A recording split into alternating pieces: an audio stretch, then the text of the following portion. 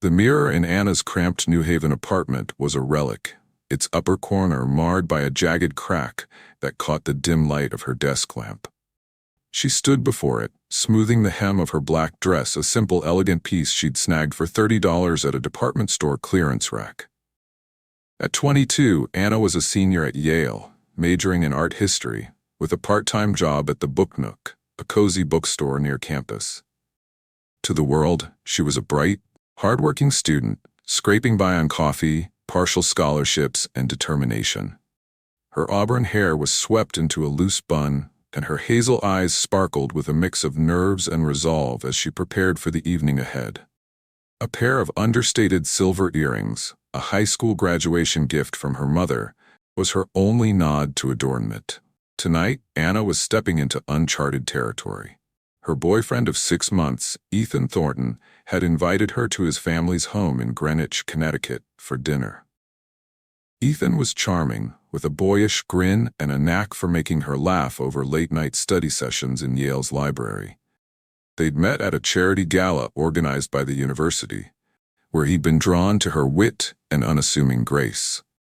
He knew she was from New York and worked at a bookstore to cover expenses, but Anna had been deliberately vague about her background, saying only that her family was in business. Ethan assumed she came from a modest middle-class family, perhaps with a small trust fund to help with college. Anna didn't correct him. She wanted him to love her for who she was, not for any preconceived notions about her roots. As she slipped on her navy wool coat and grabbed her purse, Anna felt a flutter of anticipation tinged with unease. Meeting Ethan's family was a big step, and Greenwich was a world of old money and new wealth, where appearances were currency. Her phone buzzed with a text from Ethan. "Can't wait for you to meet everyone. They're so excited." Anna smiled, hoping the evening would be warm and welcoming. She locked her apartment door, descended the creaky stairs, and stepped into the chilly October night, unaware that she was walking into a carefully staged performance of snobbery and disdain.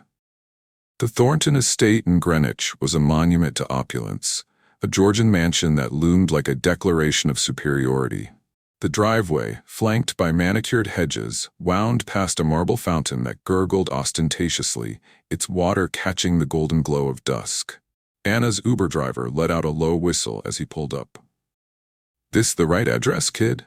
he asked, eyeing her unassuming dress with a raised brow. Anna nodded, slipping him a generous tip before stepping onto the gravel path. The autumn air was crisp, carrying the scent of pine and privilege.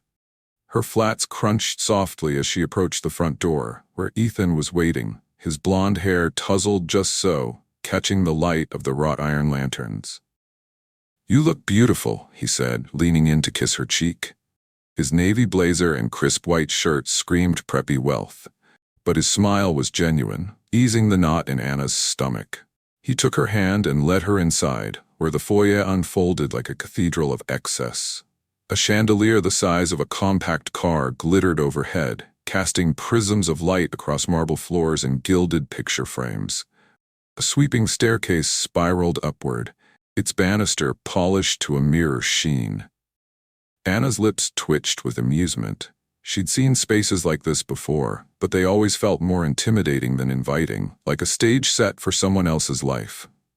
Ethan's parents, Richard and Catherine Thornton, greeted her with polished smiles that didn't quite reach their eyes. Richard, a broad-shouldered man in his 50s with a Rolex glinting on his wrist, extended a hand. "Welcome, Anna. Ethan's told us so much about you." His voice was smooth, but his eyes lingered on her dress, assessing, calculating. Catherine, elegant in a tailored silk gown the color of champagne, air-kissed Anna's cheeks with practiced precision.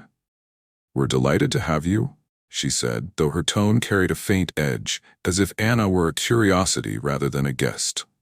Ethan's younger sister, Sophie, a high school senior with perfectly highlighted hair and a permanent smirk, barely glanced up from her phone. "Hey," she muttered, her eyes flicking over Anna's outfit before returning to her screen, where Instagram stories flickered in rapid succession. The air felt thick with unspoken judgments, but Anna brushed it off, reminding herself she was here for Ethan, not his family. She followed them into the dining room, her heart beating a little faster than usual. Dinner was served in a room that could have doubled as a museum gallery. The mahogany table, set for 8 but sprawling enough for 20, gleamed under candlelight, its surface adorned with bone china, sterling silver, and crystal goblets that caught the flickering flames. A staff member in a crisp black uniform poured wine with silent efficiency as Catherine launched into a monologue about their recent trip to Tuscany. "The villa was divine," she said, swirling her glass of Pinot Grigio. "The views, the vineyards, pure magic. Have you ever been, Anna?" Anna smiled politely, resting her fork on her plate of roasted quail. "Not to Tuscany, but I've traveled a bit. I prefer quieter trips, hiking in upstate New York, camping by a lake, that sort of thing." It was true. She loved the simplicity of a campfire under the stars, the crackle of logs, and the scent of pine. Moments that felt real in a way luxury resorts never could. Catherine's lips pursed slightly, her perfectly manicured fingers tightening around her glass. "How quaint," she said, the word dripping with condescension, as if Anna's preference for campfires was a charming but pitiable quirk. "You must tell us about your family. Ethan says you're from New York?" Anna chose her words with care, her voice steady. "Yes, I grew up in Manhattan. My parents work in business, and I'm at Yale on a partial scholarship. I also work part-time at a bookstore to cover expenses." It was a practiced half-truth, designed to deflect attention from her family's prominence. She'd learned long ago that vagueness was her best defense against assumptions, whether of privilege or poverty. Richard raised an eyebrow, his fork pausing over a slice of truffle-crusted beef. "A bookstore? That's industrious. Most young people your age are focused on networking, internships at Goldman Sachs, that sort of thing." His tone suggested retail was barely a step above manual labor, a job for those who hadn't figured out how to climb the social ladder. "I enjoy it," Anna replied, meeting his gaze. "It's nice to connect with people over books, students, professors, locals. There's something grounding about it." Sophie snorted, not bothering to hide her amusement. "Books? Like actual paper ones? That's so retro." She glanced at her mother, who stifled a laugh behind her napkin, her eyes glinting with shared derision. Ethan shifted uncomfortably in his seat, sensing the tension. "Anna's really passionate about literature," he said, his voice earnest as he tried to steer the conversation to safer ground. "She's top of her class at Yale, acing her art history seminars." "Impressive," Catherine said, though her smile was tight, barely concealing her skepticism. "But surely you're planning for something more ambitious after graduation? Yale opens so many doors: consulting, law, perhaps a role at a major gallery?" Anna felt a spark of irritation but kept her composure, her fingers lightly tracing the edge of her water glass. "I'm considering graduate school, maybe in museum curation. I want to work in the arts, preserve stories through objects." She didn't elaborate, though she could have mentioned the countless museum galas she'd attended as a child, standing beside curators and donors as they debated the provenance of a Monet or a Ming vase. The conversation shifted to the Thorntons' social circle: country clubs in Westchester, yacht parties in the Caribbean, and an upcoming charity ball in Palm Beach. Anna listened quietly, noting how every anecdote was a subtle flex of wealth and status, a way to remind her of the world she supposedly didn't belong to. When Richard asked if she'd ever been to St. Bart's, she admitted she hadn't, prompting a patronizing chuckle. "You must go someday," he said, his tone implying she'd need a miracle to afford it. As the meal progressed, the Thorntons' comments grew sharper, like needles hidden in velvet. Catherine remarked on Anna's dress, so minimalist, very bold, in a way that suggested it was cheap, a knockoff from a fast fashion chain. Sophie asked if Anna's bookstore job was, like, a volunteer thing, her voice laced with mockery, as if no one would choose such work out of necessity. Ethan tried to steer the conversation to neutral topics: movies, Yale's football season, but his family's disdain was palpable, a heavy fog settling over the table. Anna felt like a specimen under a microscope, judged not for her intellect or character, but for her perceived lack of pedigree. The breaking point came after dessert, a delicate lemon tart served with edible gold leaf. Catherine leaned forward, her voice honeyed but venomous, her sapphire necklace glinting in the candlelight. "Anna, you seem like a lovely girl, but Ethan's future is, well, let's just say it's important he surrounds himself with people who understand our world. I'm sure you're doing your best, but retail jobs and scholarships don't quite prepare you for the life he's destined for." The room fell silent, the clink of silverware and the murmur of the staff in the background fading to nothing. Ethan's face flushed crimson, his fork clattering against his plate. He opened his mouth to protest, but Anna spoke first, her voice calm but edged with steel, each word measured like a blade. "Mrs. Thornton, I appreciate your concern, but I'm quite comfortable with who I am, and I think Ethan can decide for himself who he wants in his life." Catherine's smile tightened, her eyes narrowing to slits. "Of course, dear," she said, her tone saccharine.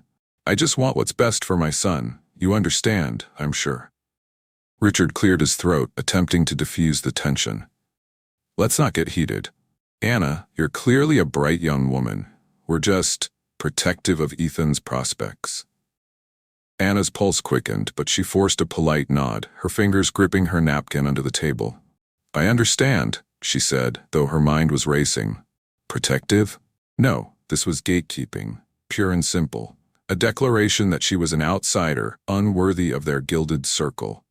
She excused herself to the bathroom, needing a moment to collect herself. In the gilded powder room, with its marble sink and orchid-scented candles, Anna stared at her reflection. Her cheeks were flushed, her eyes bright with a mix of anger and hurt. She'd faced snobbery before, classmates who sneered at her thrift store finds, professors who assumed she was a trust fund kid despite her scholarship status. But this was different. The Thorntons hadn't just dismissed her. They dismissed her entire existence, assuming she was beneath them because of her job, her clothes, her lack of name-dropping. As she splashed cold water on her face, a decision crystallized. She wouldn't reveal her true identity yet. Let the Thorntons bask in their arrogance a little longer. When the time was right, she'd show them exactly who they were dealing with. The drive back to New Haven was a study in silence, punctuated only by the hum of Ethan's BMW and the occasional sigh. He gripped the steering wheel, his knuckles white, his jaw tight. "I'm so sorry," he said finally, his voice thick with guilt. "I didn't know they'd be like that. They're just protective. They'll come around, I promise." Anna stared out the window, the mansions of Greenwich blurring into streaks of light. "Protective?" she said, her voice quiet but sharp, cutting through the air like a whip. "Ethan, they treated me like I don't belong in their world. Your mom practically called me a gold digger." "She didn't mean it like that," he said weakly, his eyes fixed on the road. They have expectations. They want me to be with someone who fits into their lifestyle, country clubs, charity boards, all that. And I don't." Anna turned to face him, her gaze piercing. "Because I work at a bookstore? Because I don't flaunt a trust fund or a summer home in the Hamptons?" Ethan sighed, running a hand through his hair. "It's not you, Anna. It's them. They're obsessed with status. Who you know, what you own. I don't care about that stuff. You know that." "Then why didn't you say anything?" she asked, her voice trembling with a mix of hurt and frustration. "You sat there and let them tear me down, Ethan. You didn't say a single word to defend me." He opened his mouth, then closed it, his shoulders slumping. I didn't know what to say. They're my family. It's complicated." Anna shook her head, her throat tight. "It's not complicated. Either you believe in me, or you don't." She turned back to the window, the silence between them heavier than ever. When they reached her apartment, Ethan parked and turned to her, his eyes pleading. "Can we talk about this? I don't want this to come between us." Anna unbuckled her seatbelt, her movements deliberate. "I need some time, Ethan," she said, softening her tone but holding firm. "Tonight wasn't just about your family, it was about you, too." She kissed his cheek, a gesture more out of habit than affection, and stepped out into the night. As she climbed the creaky stairs to her apartment, the Thorntons' words echoed in her mind. each one a barb that had pierced deeper than she'd expected. Inside, she kicked off her flats and sank onto her thrift store couch, staring at the ceiling. The Thorntons' snobbery wasn't just a one-night problem. It was a reflection of their values, a worldview that equated worth with wealth and status. And Ethan's silence, his failure to stand up for her, had revealed a truth she wasn't ready to face. He might not be the partner she needed. But as anger gave way to resolve, Anna knew she couldn't let this slide. The Thorntons thought they'd sized her up, but they had no idea who she really was. It was time to show them. The next morning, Anna brewed a pot of coffee and called her brother Michael. At 28, he was a tech mogul with a razor-sharp mind and an even sharper tongue, the kind of person who could charm a room or dismantle an ego with equal ease. "They said what?" he exclaimed when she recounted the dinner, his voice crackling through the phone. "Who do these people think they are? New money wannabes with a Greenwich zip code and a superiority complex?" Anna laughed despite herself, cradling her mug. "They think I'm some scholarship kid scraping by on bookstore wages. I didn't tell them anything about us." "Good," Michael said, his tone gleaming with mischief. "Let's have some fun with this. Bring them to the Hamptons next weekend. Mom and Dad are hosting the foundation gala. Senators, CEOs, the whole circus. We'll show these Thorntons what real class looks like." Anna hesitated, swirling her coffee. She'd spent years distancing herself from her family's world of galas, private jets, and power plays. She loved her life in New Haven, the quiet evenings shelving books, the late-night debates with classmates over cheap pizza, the freedom to be just Anna, not a Harper. But the Thorntons' arrogance had crossed a line, and the sting of their dismissal burned deeper than she'd expected. "Fine," she said finally, "but I'm not telling them who we are until they're there. Let them walk in blind and squirm." Michael let out a gleeful cackle. "That's my girl. I'll tell Mom and Dad to roll out the red carpet. This is going to be a night they'll never forget."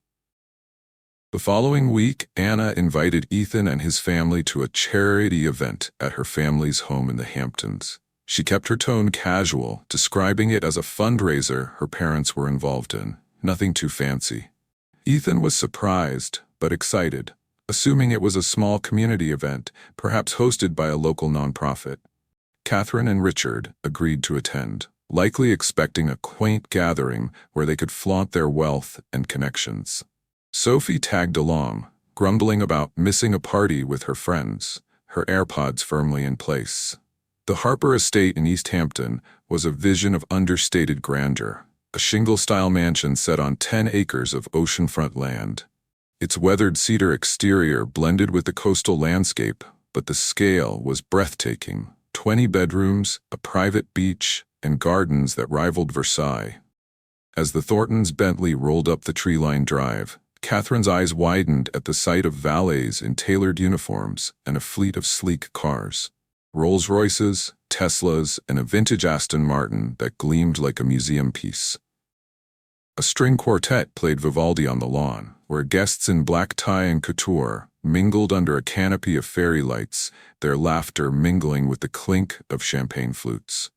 "This is impressive," Richard said, adjusting his tie as he stepped out of the car. His voice carried a note of unease, as if he'd miscalculated something crucial. "Your family's involved in charity, Anna?" "They're passionate about giving back," Anna said vaguely, suppressing a smile.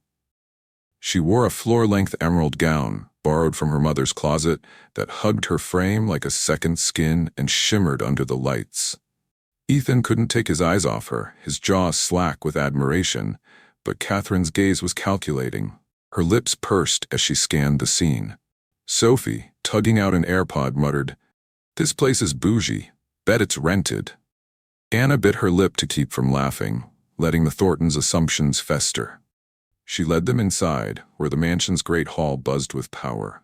Senators, tech billionaires, and a Hollywood director mingled beneath a frescoed ceiling, their conversations a low hum of influence and ambition. A grand staircase spiraled upward, its banister adorned with fresh orchids. Crystal chandeliers cast a warm glow over tables laden with caviar, lobster, and artisanal desserts. Anna navigated the crowd with ease, introducing the Thorntons to no one, letting them feel the weight of their anonymity. Catherine's smile grew strained as she recognized faces from Forbes and the Wall Street Journal, none of whom acknowledged her. Richard tried to strike up a conversation with a nearby congresswoman, only to be politely rebuffed with a smile that said, "Who are you?" Sophie, bored and scrolling on her phone, whispered to her mother, "This is, like, next-level rich people stuff. Anna's family can't be that loaded, right?" Anna overheard and said nothing, her eyes glinting with quiet amusement. Dinner was served in a glass-walled pavilion overlooking the Atlantic, the waves a soft counterpoint to the murmur of conversation. The table, set for 100 guests, sparkled with crystal, gold-rimmed plates, and centerpieces of white roses and eucalyptus. Anna sat with Ethan and his family, who were visibly out of their depth. Richard attempted to network with a tech CEO at the next table, dropping names of minor hedge fund managers, but the man excused himself with a curt nod. Catherine tried to impress a philanthropist by name-dropping her country club in Westchester, but the woman's eyes glazed over, and she turned to chat with a museum director instead. The first twist came during cocktails, when Sophie, emboldened by boredom, leaned toward Catherine and said, loud enough for Anna to hear, "This place is nice, but it's probably leased for the night. Anna's like a bookstore clerk. No way her family owns this." Catherine nodded, her lips curling into a smug smile, as if she'd cracked the code to Anna's presence here, a scholarship kid tagging along at a rich person's party. Anna's fingers tightened around her champagne flute, but she kept her expression neutral, letting the Thorntons' arrogance build like a house of cards. She glanced at Ethan, who was blissfully unaware of his sister's comment, his hand resting lightly on hers under the table. His ignorance, though not malicious, stung almost as much as his family's disdain. She decided it wasn't time to pull the rug out yet. Let them dig their grave a little deeper. The verbal conflict erupted during the speeches, the moment Anna had been waiting for. Her father, James, a tall man with silver hair and a commanding presence, took the stage, his tailored tuxedo accentuating his broad shoulders. The room fell silent, all eyes on him. "Welcome to the Harper Foundation's annual gala," he began, his voice resonating through the pavilion like a well-tuned cello. "Tonight, we celebrate our commitment to education, the arts, and global health, a legacy my family has upheld for over a century. My wife, Eleanor, my son, Michael, and my daughter Anna stand with me in this mission." The Thorntons froze, their faces a tableau of shock and dawning horror. Catherine's wineglass paused mid-air, her knuckles whitening. Richard's jaw tightened, his fork clattering against his plate. Sophie looked up from her phone, her eyes wide, muttering, "Wait, what?" Ethan turned to Anna, his mouth agape. "Your dad?" he whispered, his voice barely audible over the applause that swept the room. Anna smiled serenely, her heart pounding with a mix of triumph and vindication. "Didn't I mention?" she said, her tone light but laced with steel. "This is my family's event." The second twist, the revelation of Anna's true identity as a Harper, landed like a thunderbolt, shattering the Thorntons' carefully constructed narrative. James continued, his voice steady but resonant with pride. "Anna, our pride and joy, has chosen to forge her own path, working humbly while excelling at Yale. But make no mistake, she is a Harper, heir to a legacy that spans generations, from the buildings that shape New York's skyline to the institutions that enrich our culture." The room erupted in applause, guests raising their glasses to the Harper family. Catherine's face flushed crimson, her lips pressed into a thin line. Richard coughed into his napkin, his eyes darting around as if searching for an escape. Sophie sank lower in her seat, her phone forgotten. Ethan's hand slipped from Anna's, his expression a mix of awe, guilt, and confusion. The contrast was stark. The Thorntons, who dismissed Anna as a nobody, a bookstore clerk with no place in their world, were now confronted with the reality that her family's wealth and influence dwarfed their own by orders of magnitude. The climax came after the speech, when Anna's mother, Eleanor, approached the Thorntons' table, her silver gown shimmering like moonlight. She exuded warmth but wielded her authority like a master fencer, each word a precise thrust. "Catherine, Richard, how lovely to meet you," she said, her smile razor-sharp, her sapphire eyes locking onto theirs. "Anna tells me you're quite particular about who joins your family. I hope our little gathering meets your standards." Catherine stammered, her composure crumbling like dry sand. "Oh, we didn't realize. Anna never mentioned." "Anna doesn't need to advertise her worth," Eleanor cut in, her voice velvet over steel, each syllable dripping with controlled disdain. "Unlike some, she values character over status, integrity over ostentation. But since you're so concerned about fit, let me assure you, our daughter is more than capable of navigating any world, including yours, though I suspect it's rather limited in scope." Richard tried to recover, his face a mask of forced geniality. "We've always admired your foundation's work," he said, his voice strained, beads of sweat glistening on his forehead. "In fact, my firm has leased properties from your real estate holdings, Mrs. Harper. We're practically partners." James, who joined them, raised an eyebrow, his presence commanding the table like a general on a battlefield. "Is that so, Richard?" he said, his tone deceptively mild. "Funny, I don't recall your name on our tenant list. Our portfolio is rather extensive, hundreds of properties across Manhattan, London, Dubai. But don't worry, I'm sure we can arrange a meeting with our property managers. They handle the smaller accounts, the ones that don't require my personal attention." The Thorntons wilted under the verbal onslaught, their arrogance exposed as petty and baseless in the face of the Harpers' effortless power. Michael, Anna's brother, delivered the final blow, leaning in with a grin that was equal parts charming and lethal. "By the way, Mrs. Thornton, that country club you mentioned earlier, the one in Westchester you're so proud of, we own the land it's built on. Let us know if you need an upgraded membership or a better architect. The clubhouse is looking a bit dated." The room buzzed with whispers as nearby guests overheard the exchange, their murmurs a soft chorus of amusement.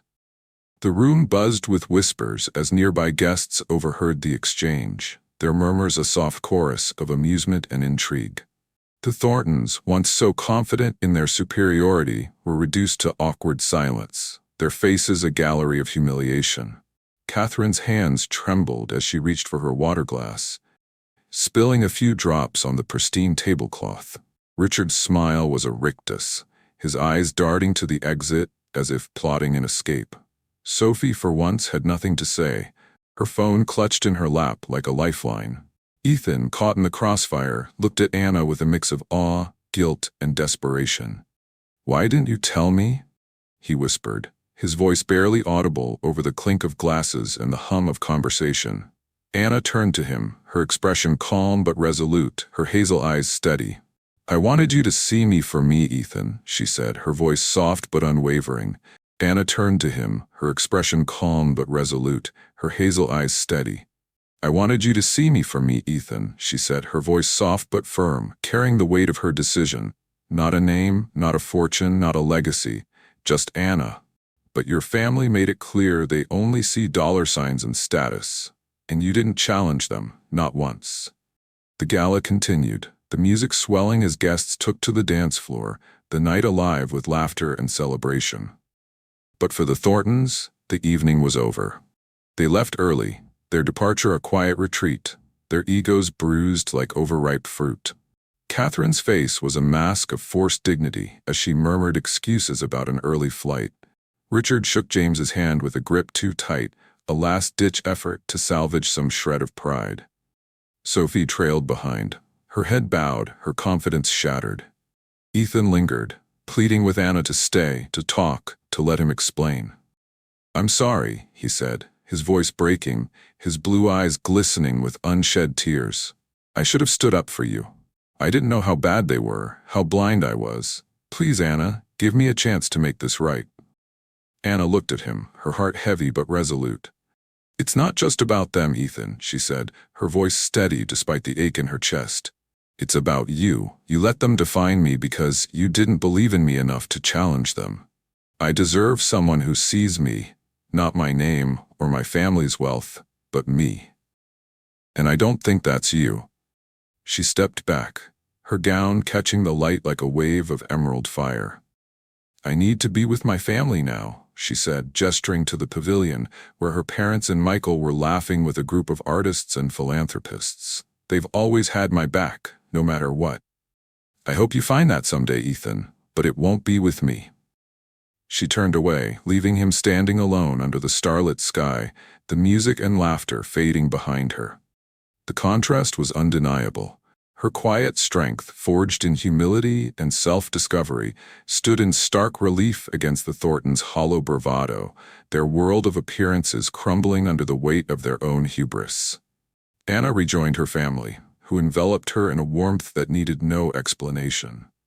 James squeezed her shoulder, his eyes twinkling with pride. "You handled that with grace, kiddo," he said, his voice gruff with emotion. "But next time, let us know sooner. We love a good showdown."